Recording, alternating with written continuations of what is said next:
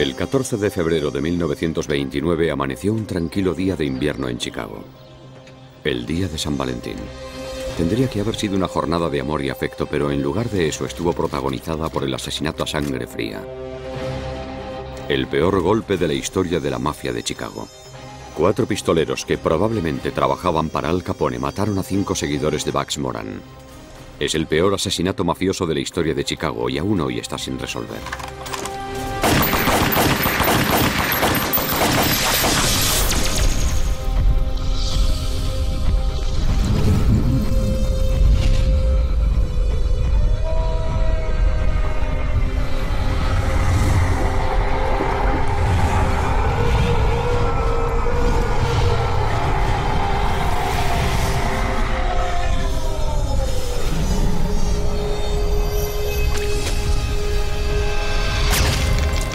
Dentro de El San Valentín sangriento de la mafia. El misterio de la matanza ha intrigado a los investigadores durante décadas. Ahora intriga también al hijo de un mafioso. Nuestra casa era una casa normal, pero con armas. Este es Johnny Fratto, un empresario de Beverly Hills, hijo de Lou Fratto, capo de la mafia que trabajó para Al Capone. En la época de la masacre, los pistoleros de Capone se reunían para hablar de negocios en el salón Green Mill de Chicago. Ahora son Johnny, su hermano Tommy y su socio Wally quienes hablan de los negocios familiares. Si sales al extranjero y dices que eres de Chicago, enseguida dicen gángster, Al Capone. Era como la serie Papá lo sabe todo, pero en plan, el padrino lo sabe todo. Los niños del colegio preguntaban ¿en qué trabaja tu padre? ¿Es bombero? ¿Policía? Y si les decíamos que era autónomo nos decían ¿qué significa eso? Es autónomo, trabaja para sí mismo. En 1967 se estrenó en los cines la película La matanza del día de San Valentín. Lou Fratto llevó a sus hijos a verla.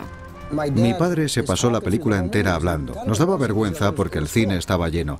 Y él se reía y se burlaba diciendo que era ridículo, que cómo podía la gente ser tan tonta. Dejó clarito que ninguna de aquellas personas estaban representadas como era debido. Creo que lo que él intentaba señalar más o menos era ¿quién es el malo aquí? ¿Quién es el malo? ¿Quiénes eran los malos? Eso era lo que se preguntaba Johnny Fratto mientras veía la película sobre la matanza del día de San Valentín.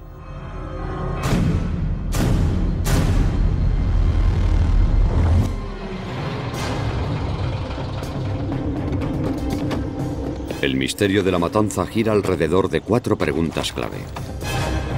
¿Dónde estaba el capo Bugs Moran?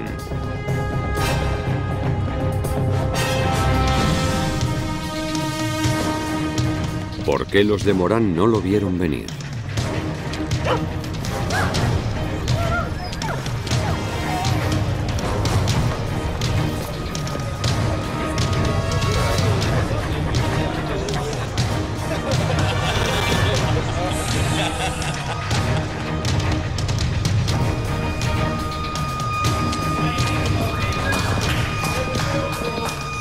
¿Los asesinos eran policías auténticos?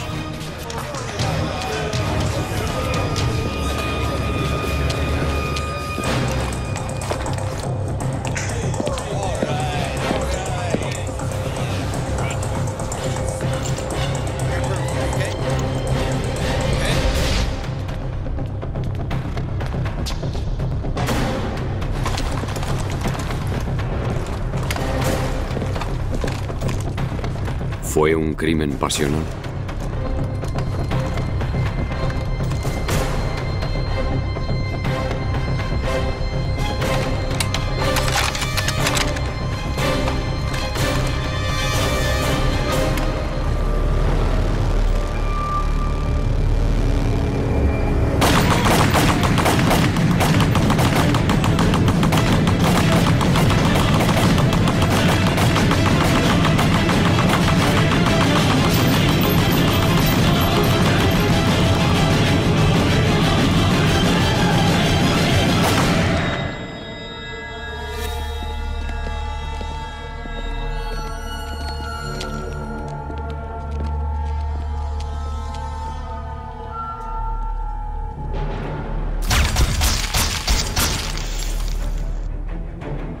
...80 años después de la masacre, Chicago todavía recuerda. La familia de Johnny Fratto habló sobre el crimen durante toda su vida, pero él siempre se preguntó si lo que oía contar era cierto. Es hora de que el hijo de un pistolero lleve a cabo su propia investigación. Comienza donde comenzó todo. Estamos justo enfrente del lugar donde tuvo lugar la matanza el 14 de febrero de 1929. El garaje donde asesinaron a aquellos hombres era el 2122 de la calle Clark Norte. Ahora es un espacio vacío, un parque, al lado de una residencia de ancianos. Pero en aquella época era un garaje. La pared contra la que estaban los hombres asesinados estaría más o menos aquí. La pared norte, que iba de este a oeste a lo largo, pero su ancho era de unos 7,5 metros. Así que calculo que la pared norte estaría más o menos por aquí.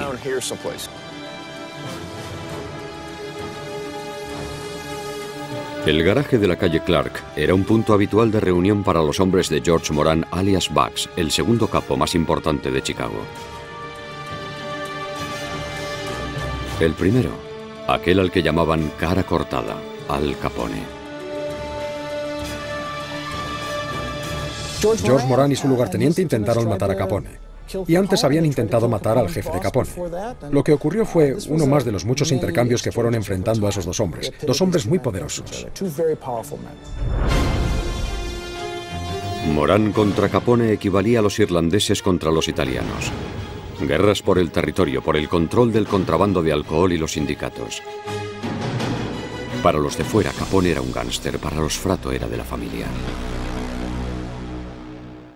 Igual que las monjas y los curas adoraban a los Kennedy, los italianos adoraban a Al Capone. ¿Por qué? Porque les daba de comer, cuidaba de ellos, les daba trabajo. Nuestra abuela adoraba a Al Capone. No se podía decir nada malo sobre él, te tiraba por las escaleras. Cuando ponía Los Intocables por la tele, le lanzaba cosas al televisor. Era el gángster que América adoraba. Era como un Robin Hood.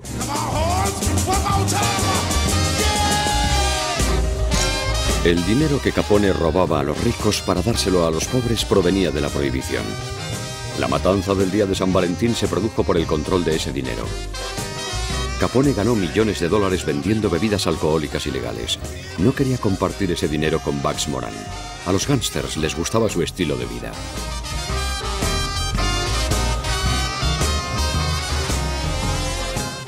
Era la época de la prohibición. Ganaban muchísimo dinero, tenían muchísimo éxito, salían por las noches, todos bebían, salían de juerga, la mayoría tenían amantes. Voy a ser sincero contigo, mi experiencia personal es que ser el hijo de un gángster fue muy divertido.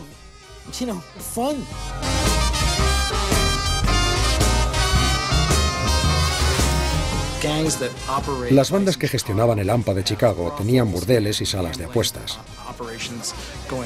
Eso es una gran cantidad de dinero que antes no estaba y de repente aparece sobre la mesa. Así que de lo que estamos hablando en realidad es de una lucha por el terreno, que está directamente relacionada con la distribución de bebidas ilegales. Todos querían seguir distribuyendo y tener cada vez más negocio, nada más. Por supuesto, exacto. Era una competición y era intimidación. Y si la intimidación no funcionaba, se pasaba a la violencia.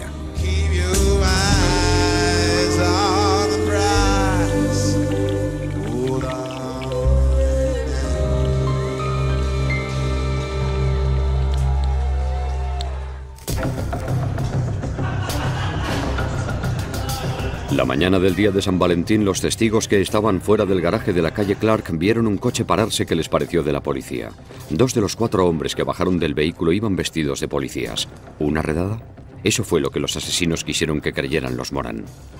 Cuando entraron esos hombres disfrazados de policías, es decir, los pistoleros, tuvieron que seguir con la tapadera por 2 motivos. La tapadera era una redada policial. Y sabían quiénes eran los que estaban allí, que tenían todo lleno de armas, iban armados hasta los dientes, así que lo primordial era desarmarlos. Así que como si fuera una redada, los pusieron a todos contra la pared, y entonces los 2 que iban vestidos de agentes de policía, con sus estrellas y todo, los cachearon y los desarmaron.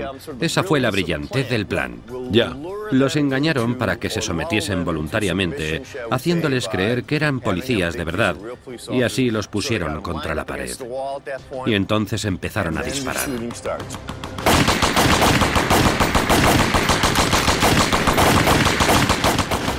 La matanza duró solo unos instantes. Cuando llegó la policía, el sargento Tom Loftus fue el primero en entrar en la escena del crimen.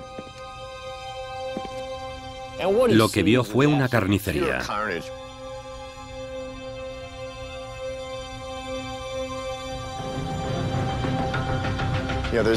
Había algunas víctimas que habían recibido más de 12 disparos. Y estaban aquí. Sí, según mis cálculos sobre la escena del crimen, los 7 cadáveres estaban por aquí. Más bien hacia la parte de atrás del garaje, hacia el callejón, no hacia la entrada. Loftus se dio cuenta de que las víctimas eran miembros del grupo de Moran. A uno de ellos, Frank Gusenberg, todavía le quedaba un hilo de vida. Loftus conocía a Gusenberg, ya lo había visto, le preguntó qué ha pasado. Y las primeras palabras que salieron de la boca de Gusenberg fueron: ha sido la poli. Vivió unas horas más, pero cuando llegó al hospital cerró la boca. No quiso decir nada más. Volvió a meterse en el código de la mafia, en el que jamás se identifica a los asesinos. La última vez que le preguntaron dijo: no me ha disparado nadie. Tenía 14 agujeros en el cuerpo, pero dijo que nadie le había disparado.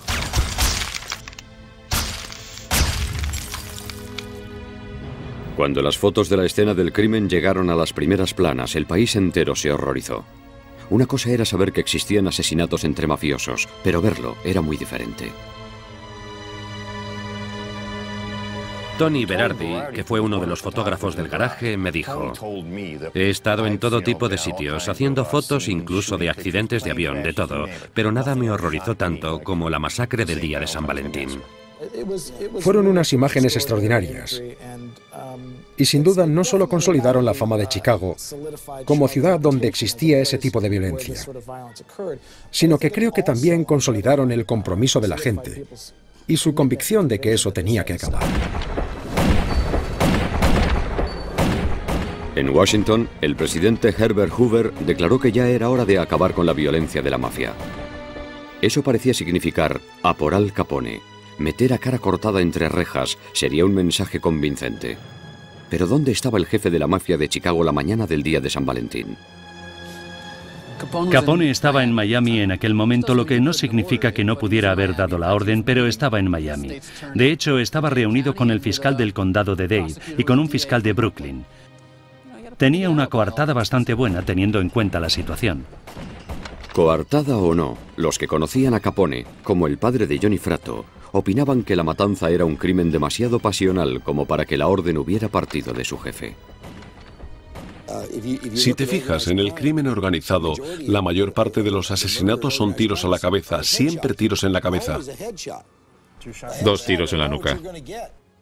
Con un tiro en la cabeza sabes lo que hay. Sabes que vas a tener resultados, así que saber que tenían las armas más potentes de la época y que se dedicaran a disparar a cadáveres, no sé. Parece que no tiene mucho sentido.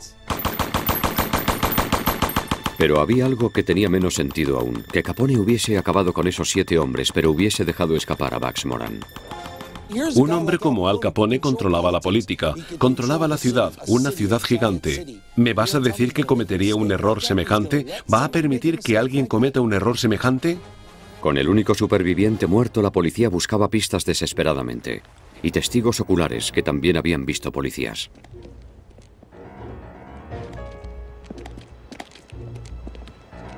Vieron a 3 o 4 hombres que salieron y se fueron en esta dirección, al este, hacia la calle Clark. Salieron por la puerta principal. Había un coche. Vieron a los 2 agentes con uniformes de policía normales, que iban armados, apuntando a 1 o 2 hombres, que seguramente llevaban las manos en alto, y los metieron en el coche como si los estuviesen arrestando y llevándoselos de allí. Otros testigos vieron fugazmente al conductor del vehículo. Lo recordaron porque le faltaba un diente y un dedo.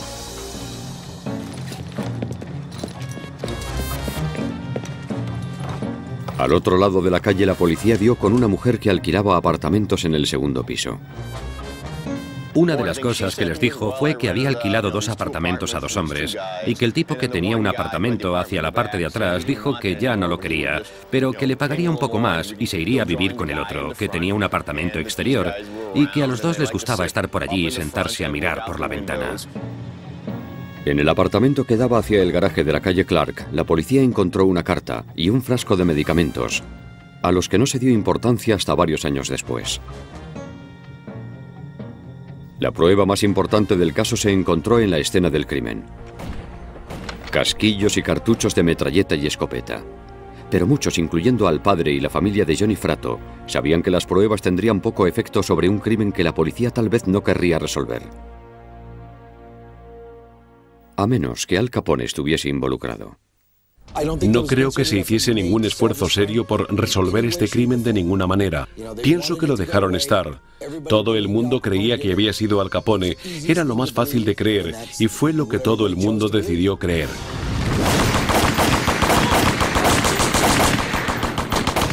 Tres cosas convirtieron a la matanza del día de San Valentín en una leyenda: la brutalidad, la posible implicación de Al Capone y las armas. La masacre convirtió la metralleta en un arma icónica para el país. Los niños que solían jugar a indios y vaqueros empezaron a jugar a los gángsters, y los niños de la mafia podían jugar con armas de verdad. Mi tío tenía un bar en el sótano y tenía dos. Tenía dos metralletas Thompson en el sótano. Las sacábamos y jugábamos con ellas. No le importaba, no estaban cargadas. O a lo mejor sí, no lo sé. A mí me encantaba tenerlas en la mano, me encantaba tocarlas. Y al crecer me fui preguntando si con esas armas habrían matado a alguien, cosas así. Las metralletas, como ninguna otra arma, dieron a los mafiosos una gran capacidad de matar. En el lugar de la masacre, la policía encontró casquillos de 70 balas. Probablemente les dispararon a menos de 1 metro. Así que podría haber cogido la ametralladora y disparar tiro a tiro después de la primera ráfaga, para asegurarse. Si dejas el gatillo apretado, está en automático. No se puede hacer solo. Entiendo. Podías apretar y soltar. Incluso disparar una pequeña ráfaga y después soltar. O apretar constantemente para automático.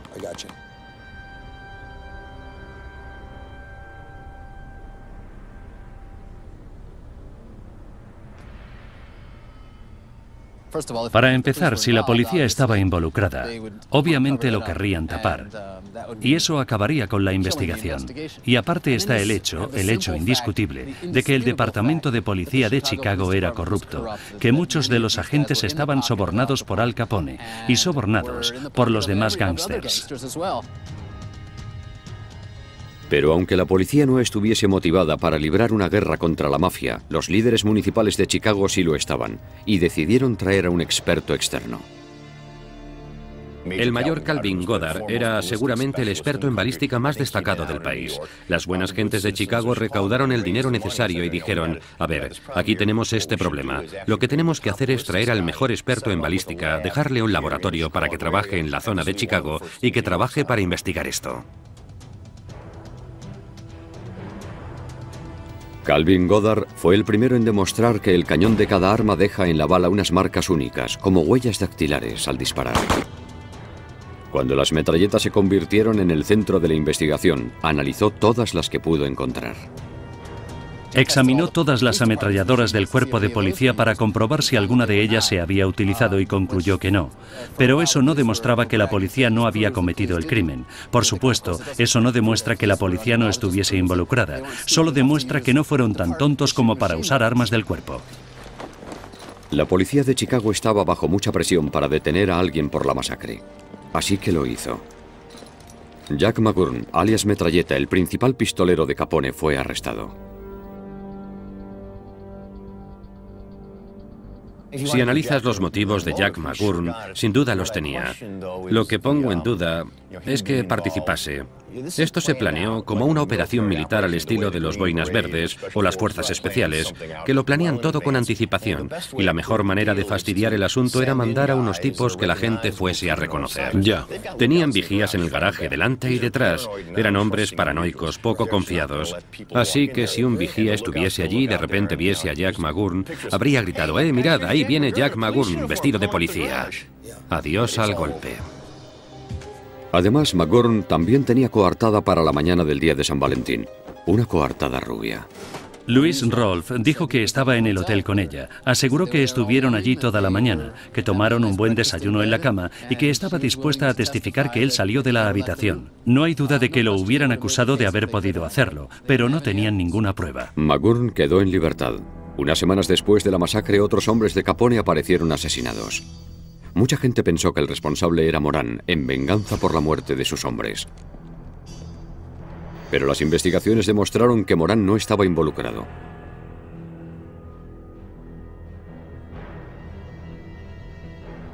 Sin ninguna pista real y ninguna detención firme, la policía terminó dedicando tanto tiempo a defender su investigación como a llevarla a cabo.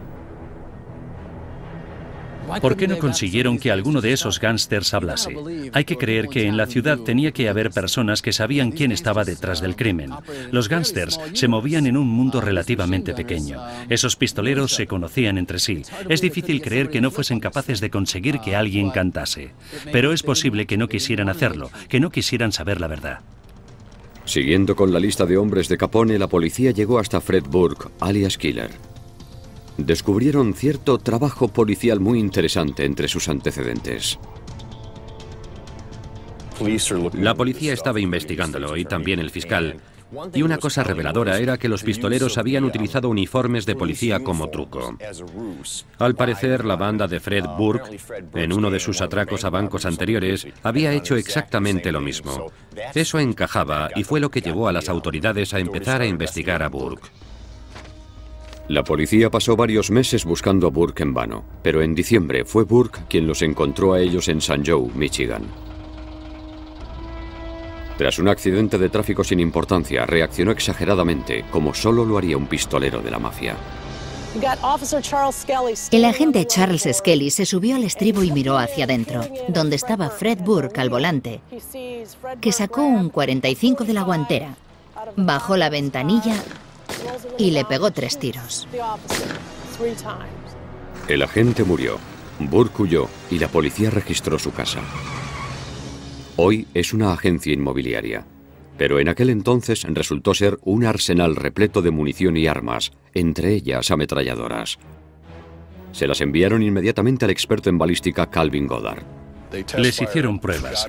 Goddard las analizó con un microscopio, hizo la comparación y demostró entonces, balísticamente y forensicamente, que esta arma había disparado 50 balas aquel día, y esta otra 20 balas. Estas son las 2 metralletas que se utilizaron en la masacre del día de San Valentín, el 14 de febrero de 1929. Desde el día que se encontraron, las armas han estado en poder de la oficina del sheriff del condado de Berrien.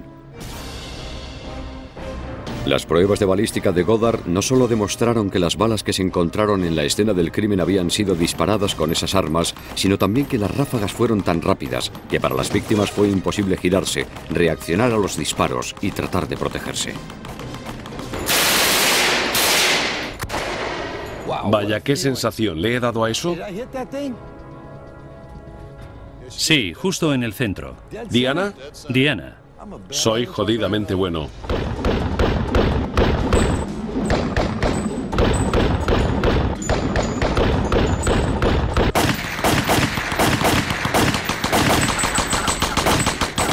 Las ametralladoras podían disparar más de 800 balas por minuto. ¡Qué sensación! Las 70 balas que se dispararon en la matanza acribillaron a sus objetivos en solo 5 segundos. Haber encontrado las armas empleadas en el crimen fue un grandísimo avance para la policía, que no fue a ninguna parte, incluso después de que localizaran y detuvieran a Burke. A Burke nunca llegaron a interrogarlo sobre la matanza de San Valentín. Lo encerraron por el asesinato del policía, pero nunca lo trajeron a Chicago, nunca lo interrogaron, nunca le preguntaron ¿de dónde sacaste las armas? ¿Quién las tuvo antes que tú? ¿Por qué parece que a la policía no le interesa resolver ese crimen? Y si Burke fue el asesino, ¿lo estaban protegiendo o se protegían a sí mismos? ¿Acaso era un asesinato que la policía de Chicago no podía permitirse resolver? No creo que se hiciera un esfuerzo coordinado por resolver este crimen de ninguna manera. Pienso que lo dejaron estar, con mucha información errónea y mucha desinformación, y ya está. Lo ignoraron completamente. Al cumplirse un año de la matanza del día de San Valentín, la investigación policial estaba en punto muerto. Muchos empezaban a preguntarse si los asesinos disfrazados de policías no habrían sido en realidad policías auténticos. Los policías que podrían haber hecho eso tendrían que ser los mismos policías que trabajaban en ese barrio, en esa comisaría. La gente los conocería. No eran caras desconocidas, eran caras que veían todos los días, eran policías del barrio. La gente de aquella época estaba acostumbrada a huir de la policía. Había demasiados, era fácil escapar, era fácil esconderse, pero en cualquier caso uno volvía la cabeza a menos que confiase en el asesino. En noviembre de 1931, el juez de instrucción cerró definitivamente la investigación. Dijo que las 7 víctimas habían muerto a manos de una o varias personas desconocidas. Casualmente o no, el hombre al que la policía quería relacionar con la masacre, Al Capone, había sido condenado por evasión fiscal y enviado a la cárcel.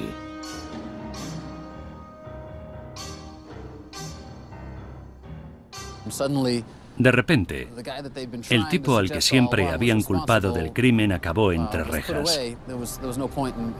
Ya no tenía sentido seguir con esa farsa de intentar colgarle el muerto a Capone. Una investigación como esta no se cierra para siempre. Cuando se trata de uno de los crímenes del siglo, nadie sabía que Al Capone no iba a ser capaz de librarse de lo de los impuestos. Nadie lo sabía, pero alguien tuvo que saberlo porque nadie se preocupó una vez entró en la cárcel. La investigación había terminado, pero seguían apareciendo nuevas pruebas. La policía tenía pocos motivos para relacionar a Gus Winkler, pistolero de Capone, con el crimen hasta que él mismo se convirtió en víctima.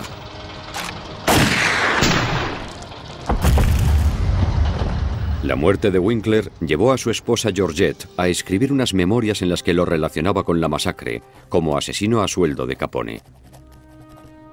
Se las envió al FBI. Un mes antes del crimen se sorprendió mucho al ver a su marido con George Getz, uno de los pistoleros de Capone. Levanté la vista desde donde estaba sentada en el salón y por el rabillo del ojo vi a un hombre uniformado de pie junto a la pared. Grité pensando que estaban haciendo una redada en casa, pero su risa me hizo mirar mejor y vi que era George Getz, ataviado con un uniforme de policía que le sentaba como un guante. Getz estaba encantado con el disfraz y se pavoneó por la casa imitando a un policía haciendo una redada. Por primera vez, Georgette Winkler ofrecía una pista sobre la identidad de los policías asesinos. En el día de San Valentín, descubrió todavía más cosas. Esa mañana toda la prensa hablaba de la masacre. Llegué a casa y le tiré los periódicos a la cara a Gus y me metí en mi cuarto. Estaba demasiado horrorizada para llorar. Los chicos llegaron en automóvil vestidos de policías, entraron en el garaje, los pusieron a todos contra la pared y los liquidaron. Georgette Winkler se refirió al grupo de sicarios como los americanos, porque no tenían ascendencia italiana. Dijo que Fred Burke, alias Killer, les había proporcionado las armas. La historia tenía sentido. El grupo no era de Chicago. Podían haberse disfrazado de policía sin que los identificasen. Pero la historia de Winkler tuvo poco eco. Demasiado cuidada y ordenada para ser cierta. La historia de Winkler es difícil de descifrar. El nombre de Winkler casi no se mencionó justo después de la masacre. Solo empezó a tener importancia cuando su esposa escribió aquella historia. Y su esposa estaba intentando vender un libro. Los hermanos Fratto no se toman en serio ninguna teoría que tenga que ver con falsos policías. Escúchame atentamente. A. Para empezar, no iban a confiar en policías que no conociesen. B. ¿De verdad crees que habrían tenido que recurrir a Detroit para conseguir pistoleros cuando podían conseguir jodidos italianos a mansalva? En resumen, seguramente todo esto fue por el avance que le pagaron por el libro. Sacó un poco de dinero diciendo, no hay nadie vivo que pueda llevarme la contraria. Chorradas. Fue todo por el dinero de la venta del libro. Un mes después de que Georgette Winkler enviase su historia al FBI, otro personaje confirmaría gran parte de lo que ella contaba. Cuando la policía de Chicago siguió algunas pistas tras la masacre, encontraron indicios de la existencia de un posible puesto de vigilancia frente al garaje de la calle Clark. En el apartamento apareció un frasco de un medicamento recetado a nombre de Byron Bolton, otro socio conocido de Al Capone. Los investigadores no localizaron a Bolton, pero en enero de 1935, Bolton los encontró a ellos. Estaba en una cárcel de San Luis por secuestro y allí hizo una confesión sorprendente. Según Bolton, el plan de la masacre se gestó en una reunión celebrada en Wisconsin presidida por el propio Al Capone. La idea era utilizar a los americanos para cometer el crimen. El objetivo del golpe era el jefe de la banda, Bugs Moran, para eliminar la competencia en el negocio del contrabando. Los americanos eran hombres que utilizaba el grupo de Capone. Así que sí es posible que si necesitaban a tipos para este trabajo, recurriesen a los americanos. La mañana de la matanza, Bolton afirmó estar de vigilancia.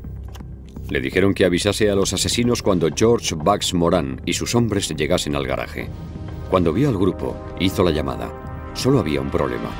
Confundió a Moran con otro de sus hombres. Que vengan ahora mismo. Esa mañana no solo hacía frío, además nevaba. Así que en Chicago soplaba un viento fuerte. Sí. Los hombres van con el sombrero bien ajustado y el cuello levantado. No es fácil identificar y reconocer a George Moran. Ya. Alguien se precipitó. Alguien metió la pata. Al parecer, Capone se puso furioso con Bolton. Lo supongo con algo así. La confesión de Bolton tuvo mucho eco en la prensa. La historia encajaba bien con las pruebas que tenía la policía, pero igual que las memorias de Georgette Winkler, ya era demasiado tarde. Con Capone y muchos de sus colaboradores ya entre rejas, había poco interés por reabrir el caso. Pero la pasión por las teorías sobre la masacre no se apagó. En la misma época en que Bolton confesaba, surgiría una nueva hipótesis, en esta ocasión con verdaderos policías como asesinos y motivados por la venganza. En enero de 1935 surgió una teoría más sobre la masacre. Procedía de una carta que un burócrata de Illinois llamado Frank Farrell envió al FBI. Por primera vez establecía un escenario en el cual los policías asesinos eran auténticos policías de Chicago, motivados por un tiroteo que había tenido lugar en el mismo barrio que la masacre. Pasó aquí mismo, ¿no? Exacto, estamos en el lugar exacto. Pero lo que mucha gente no sabe es que la calle Clark tiene una parte que no se conoce. Sí, un poco más al sur está un restaurante llamado CIO. Sí. Es un lugar de reunión de los gángsters. Se reunían en un cuarto trasero a jugar a las cartas, beber, y de vez en cuando había algún tiroteo, si te tropezabas con alguna persona con la que tenías algún problema. Según Farrell, 2 meses antes de la masacre, William Davern, conocido como Billy, se metió en una pelea en el restaurante CIO con miembros del grupo de Moran. Davern era bombero e hijo de un agente de policía de Chicago. La pelea terminó en un tiroteo. Davern, el hijo del policía, quedó herido de gravedad. Tiraron su cuerpo a un lado de la carretera en el cruce de Austin con Rush. Lo dejaron allí tirado, dándolo por muerto, pero no lo estaba. Consiguió llegar hasta una cabina de teléfono. Llegaron los bomberos, rescataron al tipo y lo llevaron al hospital. Durante varios días, Davern se debatió entre la vida y la muerte. Justo antes de su muerte recibió la visita de su primo Jack White, Tres Dedos, hombre de Capone. Davern le contó a White que le habían disparado miembros del grupo de Moran. Según Farrell, la matanza del día de San Valentín la organizó White.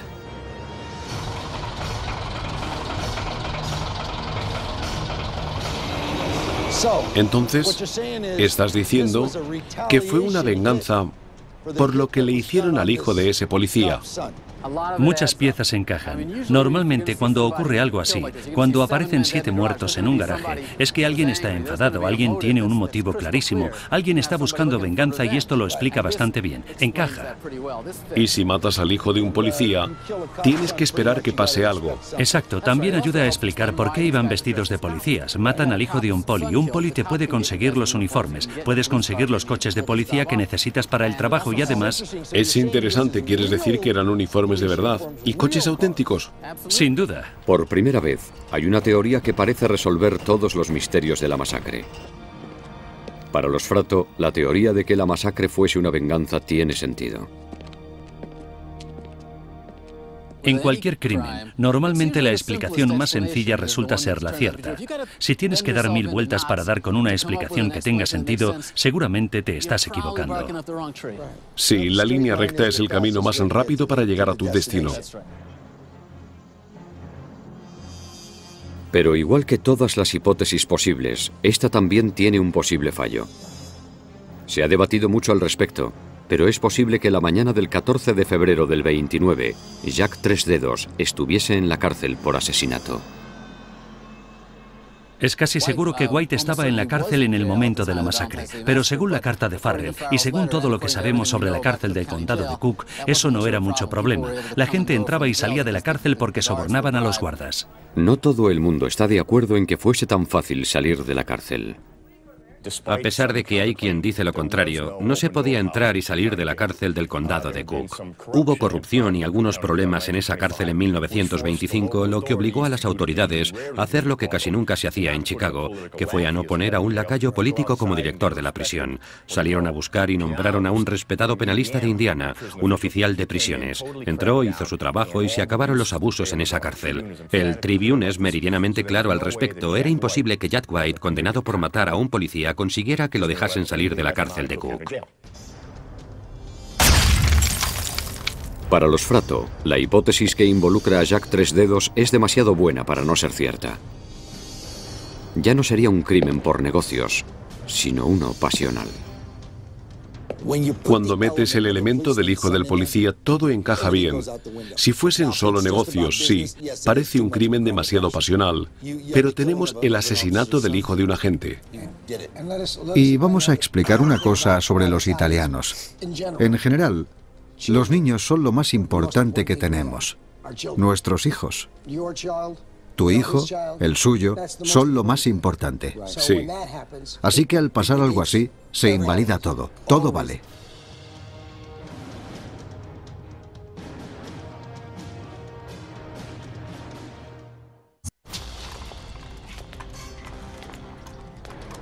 «80 años después de la matanza del día de San Valentín, Johnny Fratto y su familia comprenden por qué nos fascina tanto a todos».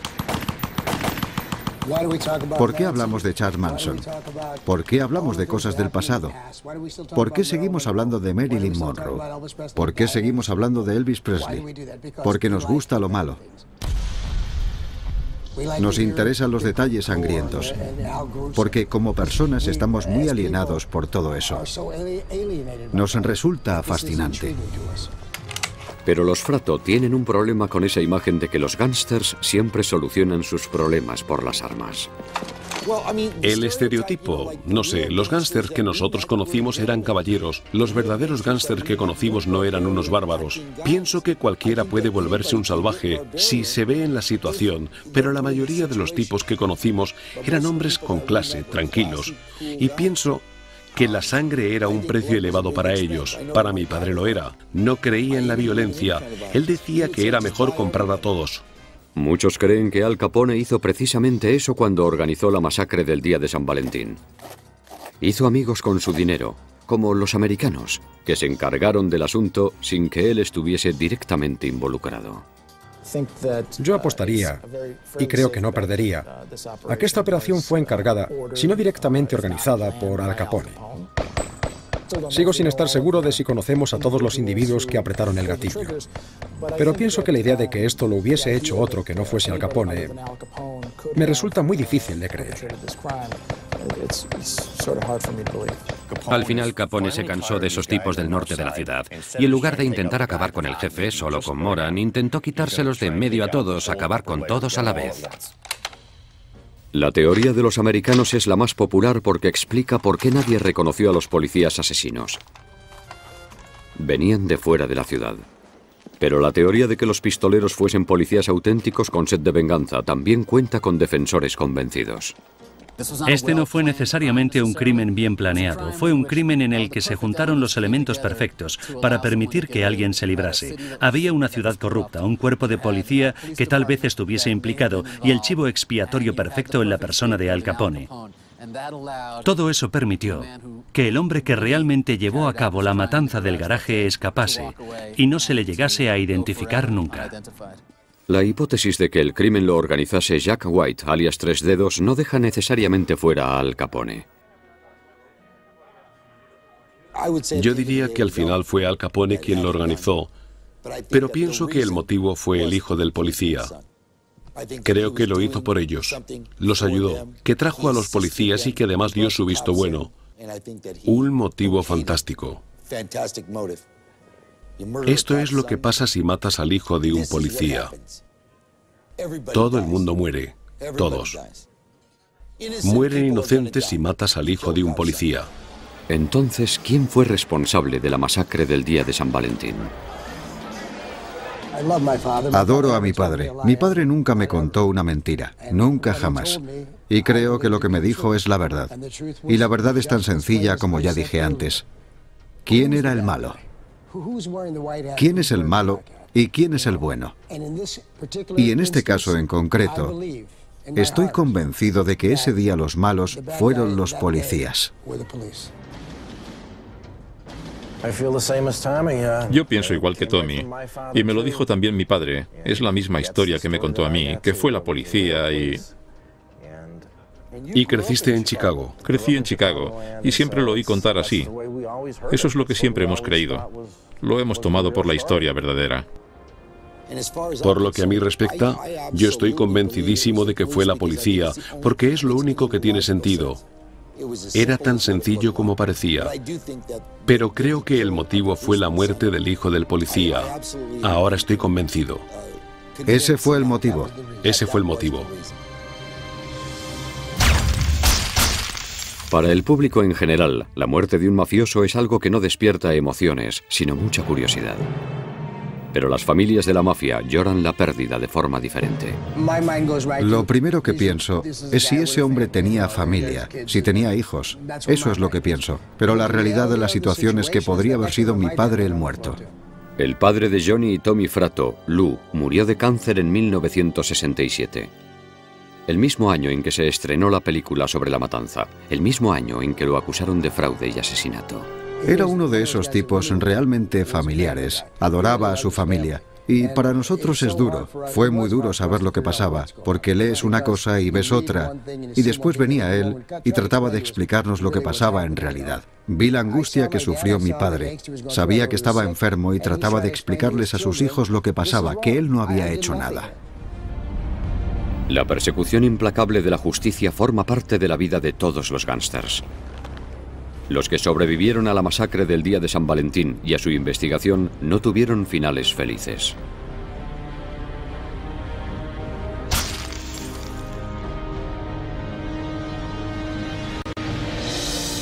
Jack McGurn, alias Metralleta, cayó en desgracia tras la masacre. Su coartada rubia lo abandonó.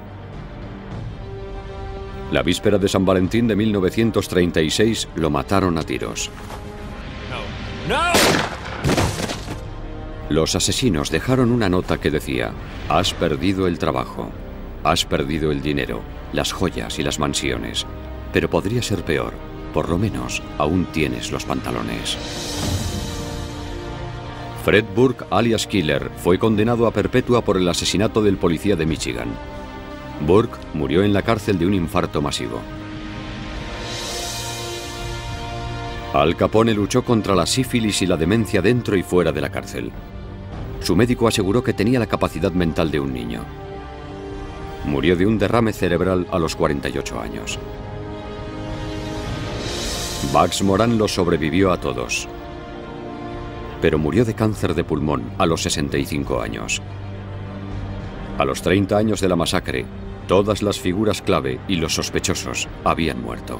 Eso no impidió que la gente siguiese intentando descifrarla, y sigue sin impedirlo.